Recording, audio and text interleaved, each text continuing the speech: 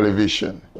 Now, Insight is a program that brings to you respected personalities in our society, people who inspire us, our role models, and people from whom we can all learn. Today, we are having a chat with the chairman of the National Peace Council, Reverend Dr. Ernest Adu-Gyamfi. You are welcome to RGG Television. It's our pleasure. We are most grateful. Thank you. Now, before we start, may I ask, you're a reverend. Which of the Christian persuasions do you belong to? I'm a member of the Ghana Baptist Convention. Okay. So I'm a Baptist. Baptist. So you have a church somewhere that you pastor? Not really. Currently, I'm on retirement. Okay. But I do fellowship with the Baptist International Worship Center okay. at the head office of the Baptist Convention at Ablimbi.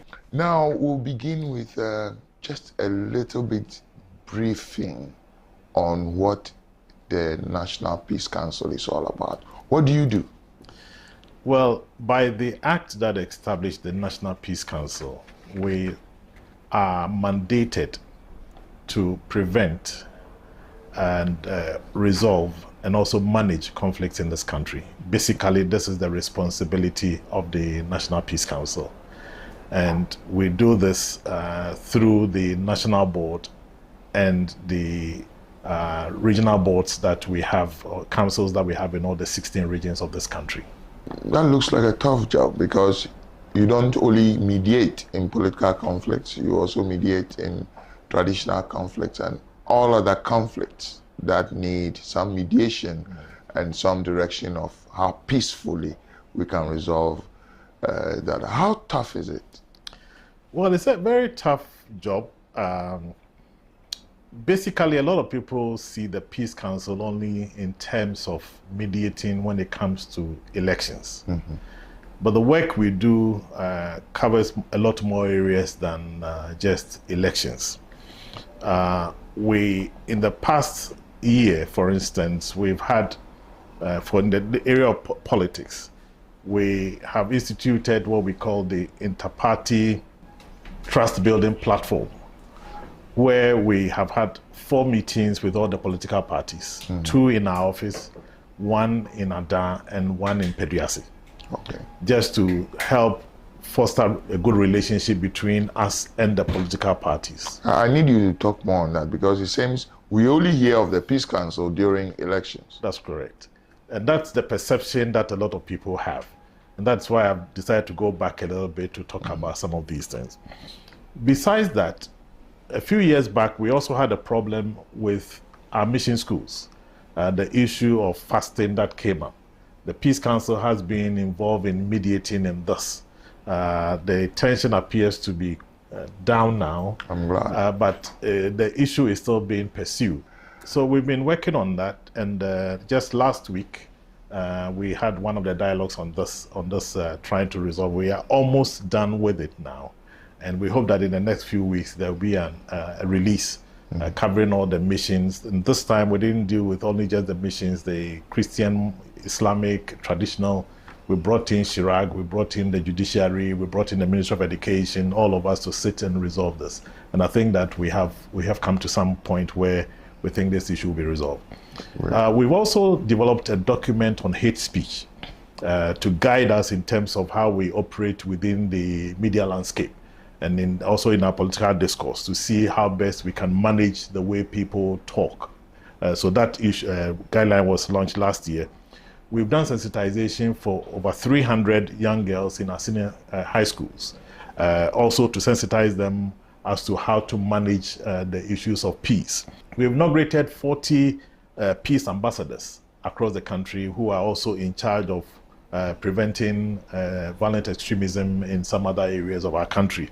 We organized a dialogue for 160 persons with our security agencies. We took all of them we've had one in Koforidua, where we brought an interface between civilians and the security services to build trust between them. We've done another one between the political parties and the Ghana Police Service, to ensure that there will be that interface between them. We've trained Queen Mothers as to how they can also manage peace issues. We've had training for GPRTU We have had training for market women because they are frontline people. They meet people each day. How can they identify these extremists as they come into our system? We've done the same thing for fisher folks. We did one in Adan, one in Elmina, to bring their attention to the fact that they also need to be very observant in the high seas. Much as we protect our northern borders, we are also mindful of what happens down here to ensure that nothing happens in some of those areas. We've had training for tertiary student leaders. We've had one for the south and one for the north to train them also on extremist activities and how they can manage some of these things. You'll notice that when secondary schools, for instance, are breaking, the final year students are leaving, they destroy things here and do all kinds of things. So we have training in the secondary schools as well, trying to manage some of these things that are happening. Political conflict resolution and traditional conflict resolution, which is the toughest? I think they are all the same. When people are in conflict, they can be entrenched. And once they get entrenched, it's difficult to manage. And so for us, we do a lot of diplomatic shift between these parties in conflict. You have to talk to this party until they get to a point where they are ready now to settle down for us to mediate. You have to go here. And sometimes it's not that easy. You keep moving in and out. But at the end of the day, God being our helper, we are able to deal with some of the issues that come across. Right. Now, we are in a political season. This is an election year. This is time for campaigns. And apart from that, we live in a polarized society politically. What are some of the obstacles you are facing now regarding that direction of things? I think the major struggle we have now is that we are able to deal with the top leadership of the political parties. We've had dialogues. They come over here to our office. We're able to sit, to talk nicely. We seem to resolve issues among us. But they are not able to translate that to the grassroots of the parties. And so even though there's some consensus built at the top, it does not trickle down to the grassroots. And so you find the grassroots reacting in a manner that is contrary to the decisions we've already made. The rapprochement between you and the leadership is good. What have you done, or what would you do in respect to the grassroots people? Because that's where the danger is. In the last election, we were in all the 275 constituencies. Great. And we had training programs in all of those places to try to deal with the issues of violence and all the issues that were there. It will be duplicated this year. We hope to go into all the constituencies, meet the political actors within that space, find all the people who will be ready to help and assist us in terms of mitigating some of the issues that will confront us. So that issue will be dealt with. The dialogue with the leadership of the parties will continue. And this year, we hope to intensify that, to gradually bring them along. Then there's also the education in terms of what we intend doing in the media space to help people to understand that there's a need for us to tone down. This is the only country we have, Ghana, and there's a need for people to understand that in the midst of all the competition, we need to tone down our rhetoric and be ensured that there will be peace in this country. There are people who are very happy that at long last, through your efforts, you've been able to bring the NDC, for example, back to IPAC. How tough was that? Well, I think it's taken us 3 years to come to this level. It's been a lot of mediation. At a point when we thought we were almost making a breakthrough, the leadership of the parties changed. Because we began with Freddie Blay and the former General Secretary, and then we had Ofosu Ampofo on the other side and Shedin Ketia. Then Ofosu Ampofo left, Freddie Blay and his other team also left. So you had a new leadership coming in. So that meant restarting the whole process and bringing them to the point where we could bring them in. Then you deal with the parties themselves. You have the leadership, but they are also listening to their grassroots. And it gets to a point where sometimes even the grassroots of the NDC felt that, why are the leaders talking to us? Because it's a betrayal. But the reality is that we are seeking the good of the whole country. And we needed to bring them to the point where they would trust us. And I think that we pushed it to the point where finally we're able to get a breakthrough. And I think that it's good for the democracy of this country, for the NDC to be part of IPAC.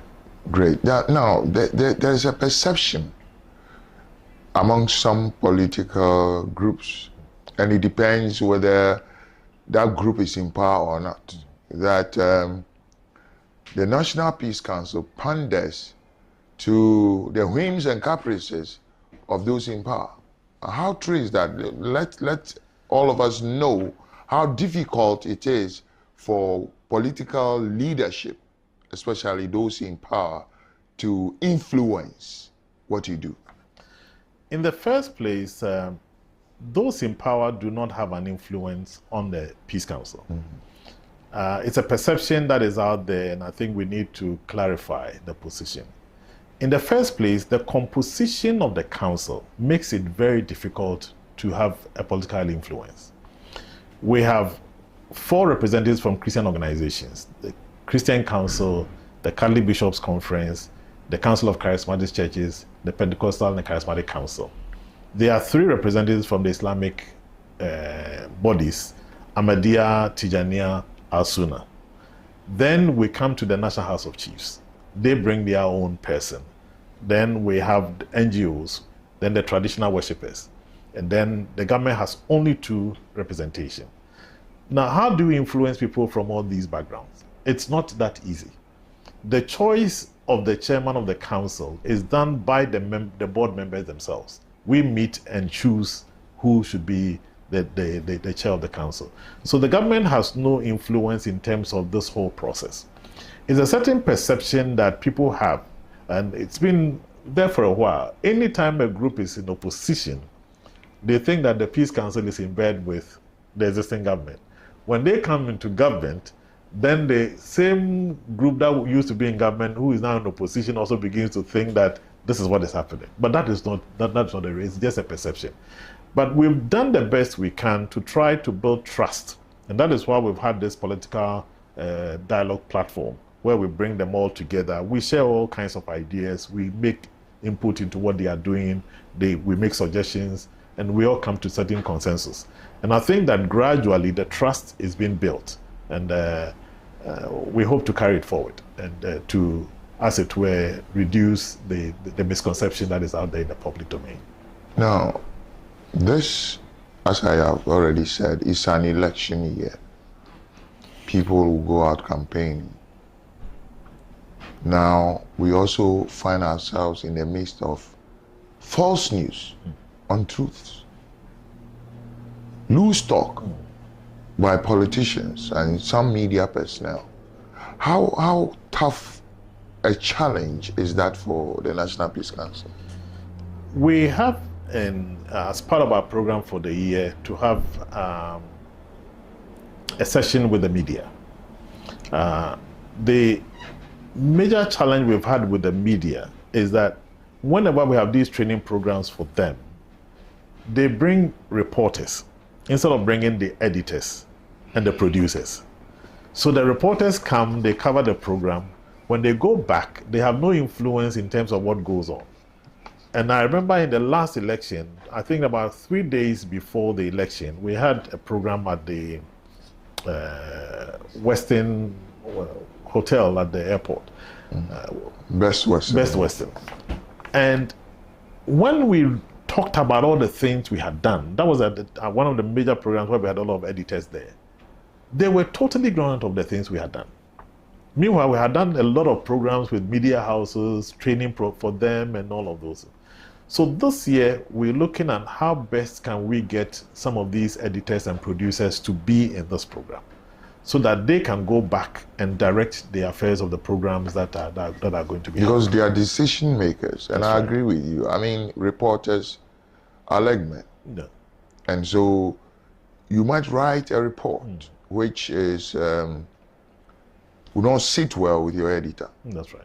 And one of the problems to have identified with the media and politics is that of political ownership of the media. That's correct. Which diffuses a lot of information, which skews a lot of information and all that.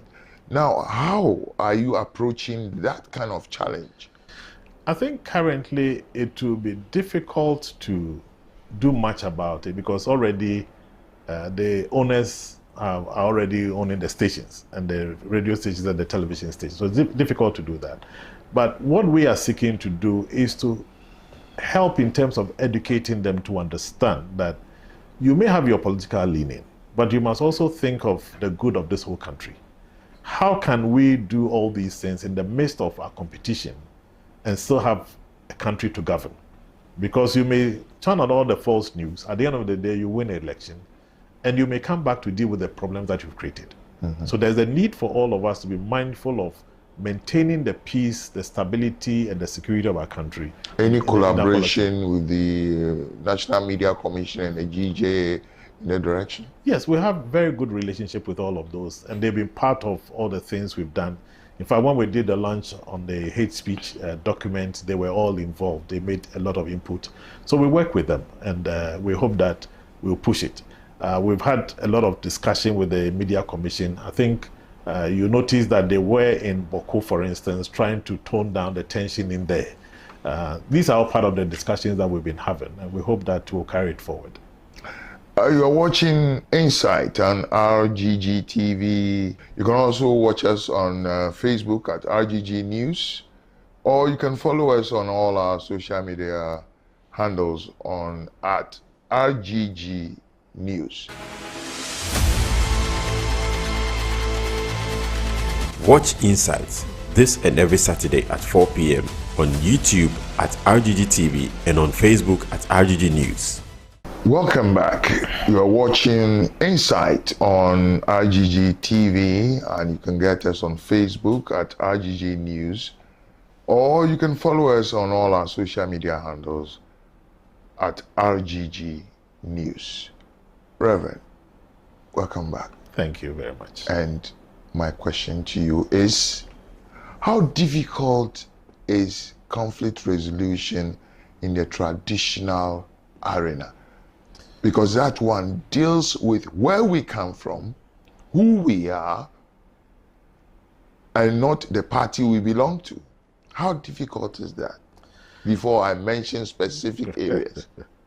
Well, I think it's one of the most difficult challenges that we do have.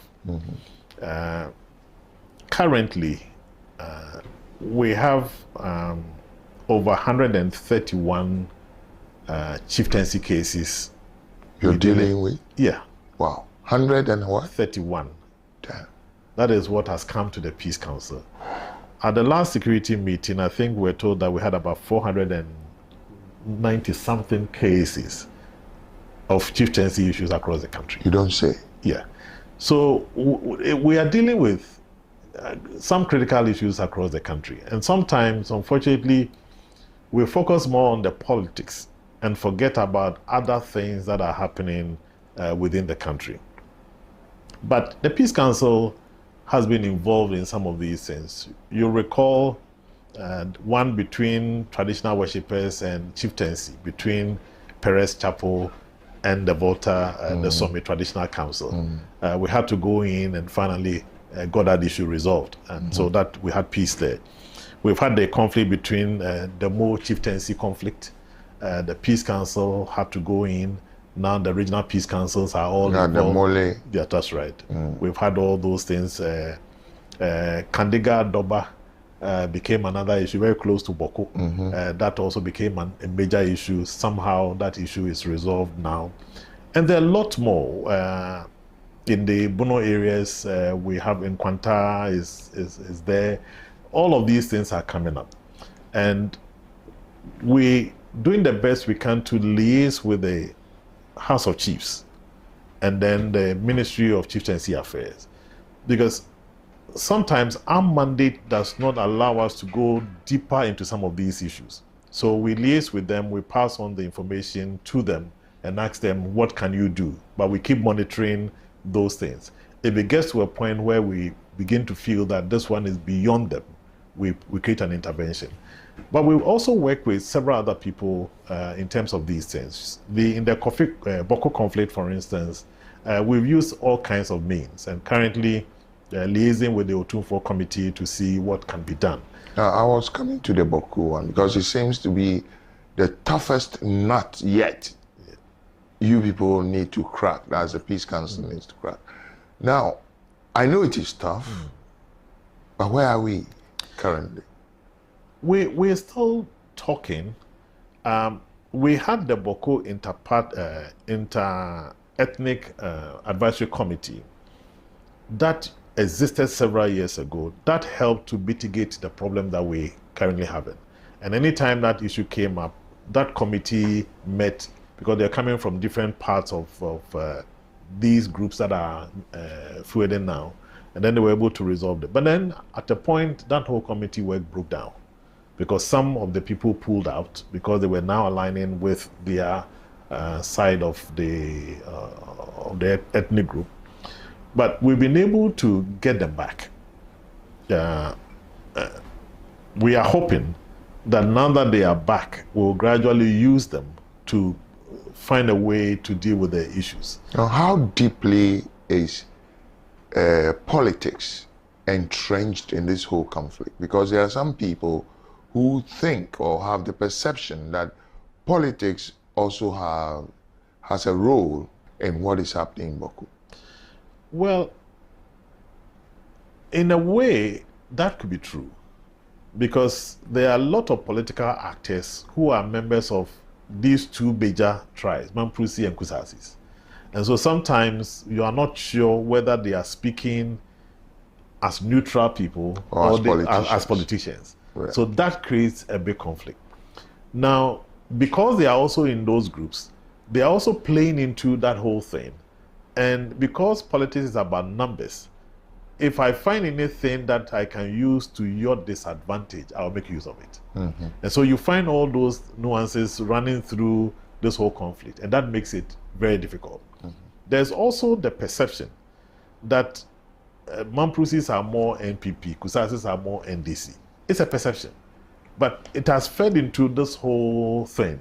So the NPP guys are careful as to what to do when it comes to what do we do with Kusasis, not to create the impression that we are here.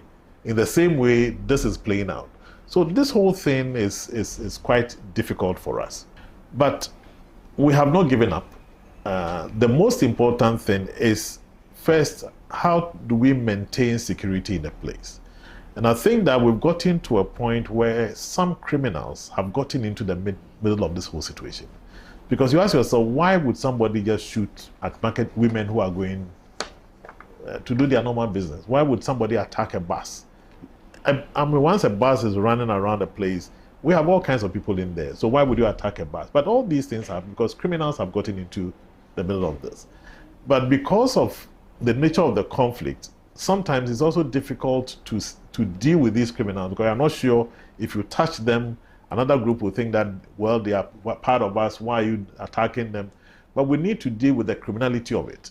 And then that will help us have the stability to deal with the other issue. Another side of the conflict that is a bother to us is also being careful not to, as it were, run down our security agencies. Because there's also so much bashing against the military, the police, the this and that. But if you take them out, how do you also bring stability into the place? So these are all part of the things that we're doing. But normally, the security service should be able to provide stability. That is when the Peace Council can go in. If we go in there right now, they are still shooting, there's nothing we can do about it. We don't have the power to arrest. We have no power to You'll be risking your lives. We'll be risking our lives. And we've had situations like that where we go in there, we talk to the people, we think that we have resolved the problem up to a point. You leave the place, 2 hours later, there are gunshots. Mm-hmm. And then the whole process will have to begin. So it's a very tough issue for us. But do you see any light at the end of the tunnel, so to speak? Well, being human beings, I think the only way out is to talk. And we'll pursue that. and ensure that we bring stability to the place. Before we run off this conversation, who is Reverend Dr. Ernest Adu-Gyamfi? Where did you grow up? What was it like when you were growing up? Because we'll be talking about morals soon to round off. Who is Reverend Dr. Ernest Adu-Gyamfi? Well, I was born in Kumasi, and I'm an Ashanti. My village is Donyina. Donyina is only 9 miles from Kumasi, around the Joso area. Both parents are dead now. My father used to be a businessman. That's the same thing with my mother. I was raised in Asokwa in Kumasi. I attended Amankwetia Primary and Middle School, which is just by the sports stadium, and then continued with the Kumasi Academy. That was where I went to secondary school. Came to the Institute of Professional Studies to study accounting. I practiced accounting for 12 years. Then I branched into private business and established my own business. I was into the manufacturing of cassettes from the 1988 until 2005 when I retired. Not only cassettes, but video cassettes, compact discs. In fact, my company introduced the recording of compact discs into this country. You've been close to the media for long. Oh yes, and for GBC, I used to supply them tapes for broadcasting tapes because I was representing Zona Limited in the UK. And for Ghana Film Industry, I was also supplying them film tapes for doing those things. Then I added theology to my work. While I was running business, I was still studying. I first went to Maranatha Bible College, now Maranatha University College. And then after that, I went to the Baptist Theological Seminary in Richmond in Virginia to do my master's. I majored in Christian education, came back, still pastored the church for a while, and went back for my doctoral studies and majored in justice and peace building. And, right. You see, my next question is based on the moral decadence we are facing currently. I know because of our ages, we see a difference. Because what we were not able to do is now done by our youth with some kind of impunity. In politics, we have Christians. In politics, we have Muslims. They all say they worship the same God, be it Allah or God, Yahweh, Jehovah, and all that. But corruption is on the ascendancy. In our youth, you hardly hear of people offering and taking bribes. It's as if now it is done in the open, not hidden anymore. Where have we gone wrong? Where have religion gone wrong in all that? Because you, the religious leaders, we see you as our moral guides in life. Where have we gone wrong?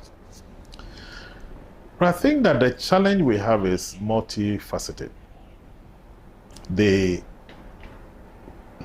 growth and upbringing of every individual begins from the home. Great. And we gradually get into a point where, for some parents who have been a little successful, they are trying to push the agenda that because I struggled in my early days and that my parents didn't have this and that, and now I'm in a certain position, I don't want my children to suffer. And so instead of managing the children the way we were raised, the situation is totally different. So you have kids in the house who don't do anything. They don't sweep, they don't wash, they don't do anything. I recall when my daughter was in Wesley Girls some years back. We used to go there almost every 2 weeks to visit her. There were parents who carried chop boxes every 2 weeks to the school. Two of them, one to collect clothing that the kids have used for 2 weeks to bring them home to wash and send them back the next 2 weeks. So we've seen things like that. And so we are raising a crop of people in this country who are not used to hardship, who want to have good living, even though they have not worked for it. They want to have it. And so that is what is breeding all of these things. I've seen a lot of young people who are now beginning to work, and they want to own a car. And I ask myself, it doesn't happen like that. Yes, I believe so. You know, so we want to find the money from every source to project the kind of lifestyle that we anticipate to live. Secondly, the churches and the religious institutions have also had their own challenges, especially with the coming in of the charismatic move. People began to talk about prosperity and Mihuriso and I claim and all of those things happening. Do you believe in that? Not fully. And I will say not fully because I have inverted commas in there. I believe in prosperity, but not the kind of prosperity that sometimes is being channeled, you know. And I believe that hard work pays. Yes, I also believe that you don't chase your wants first in life. You chase your needs. You pray for your needs, which God provides every day for us. And you pray to God to give you the presence of mind to save, to get what you want. But then back to the corruption thing, before I ask you something on LGBTQ+++. How is it that we have people who swear by the Quran, who swear by the Bible, but who are so corrupt in politics? Or they are perceived as corrupt people, or alleged to be corrupt. Why is it so? In the first place, the act of just swearing, which has become part of the way we administer offices, does not only solve a problem. We are dealing with an attitudinal issue, and people should be able to build a certain character with a certain attitude to reject certain things and say that I won't do it this way and I won't go here. But Rev, take it this way. I am nominated as DC and I am approved. The next week, the following week, a delegation from my father's side will come to me. Now, tell him say, "Eja kwa no ba no ye no osi abosra man nebusiano." Then the following week, a delegation from your mother will also come. Oh, your nephews and nieces are there, they are jobless, and then your friends and schoolmates will also come with all their demands. Don't you think by the way our society is, we're also encouraging corruption? I made reference to attitude. It's an individual's attitude, an individual's commitment to certain principles that can help you to make a decision as to whether you want to go on that path or not, you know. And that is very important. When I got married, 2 years after I got married, we didn't have a child. My mother came to me and said, "What is going on? Why haven't you got a child?" And started asking all kinds of questions. Naturally, I would have turned to my mother and tell her A, B, C, or D, even though there were reasons for what was going on. I told her in plain language, I married a woman and not children. Right. So stay out of this. Exactly my position too, because I was in the same kind of situation once. You know, the following year we had our first son. But I told her plainly, I married a woman and not children. I love my wife, stay out of this. Great. And that was it. We closed the chapter. How many people have that attitude to say that these are my principles and therefore I will not abandon them? Those are the challenges we are having now. So you may have people in the church, people from the mosque, but their attitude to certain issues creates those challenges for us. And therefore, we are able to compromise on certain things and allow all these challenges that we are facing to go on across this country. All right. Now let me come to LGBTQQ+++. Now, what is the take of the National Peace Council? Because it will come to a head when Parliament passes that bill, which is before them. How do you approach this? Well, in the first place, I'll say that the Peace Council has no position on this. Wow. And the reason is that we are mediators. So if we take a position now and something comes up and we have to go and mediate, we are going to have a challenge. I get you. Right. So the council itself has no position. But you, as a Christian... But then you have representatives on the council. I think we've already heard from the Christian Council, where I come from. We've heard from the Pentecostal Charismatic Council. We've heard from the Catholic bishops. We've heard from traditional rulers. We've heard from the chiefs. You've heard from the Islam. The Islamic institutions. They are all spoken. So even though the council has no position, the institutions that we represent have already made their position very clear. All right. Right. But for us as a council, we will not take a position. There have been people who have come here, including embassies and others, trying to get us involved. We told them, look, we stand in the middle. When we get to the point where we need to mediate, we'll come in. That's a principle. That's right. Stand. Now, from today to December or November, when we will cast our votes to elect a new president and a new government, it's a short, I call it a very short period. What advice would you give politicians as they go about campaigning? What would you tell them, or what advice would you give them against monetization? Well, I think that for us as a council, we believe that anytime there is competition, people are tempted to do all manner of things. So some of the things that we hear and see, they don't surprise us, right? Because once people are competing for certain things, even in football, we can be aggressive, we can be this. But politicians in this country must understand that at the end of politics, they have a country to run. And that country must be stable, it must be peaceful, and it must be secure. So in all the things that politicians do, we want them to keep this in mind. The safety of our people, the security of our people, and the fact that our people should be able to move around and do their things in a peaceful manner. So they should be mindful of what they say, how they say it, when they say it, and the way they manipulate people to push them to do things that should not be done. On the issue of monetization, I think it's becoming a general issue in this country now.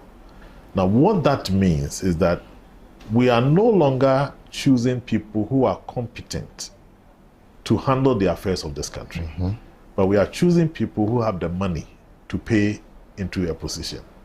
Now, if you do that and you bring people into power, and at the end of the day, the country does not go the way it ought to go, I don't think you have any right to go and complain. Because you give the one who has the money, the opposition, the power to be there. As someone said, you give away your sovereignty. That's right. So for us as Ghanaians, we ought to be mindful. I'm glad some of the politicians are learning the hard way, fear the voter and fear the delegate. Fear delegates. That's right. Because people have also realized, okay, if it's the money, we'll collect the money. But at the end of the day, we'll go and vote what our conscience tells us, you know.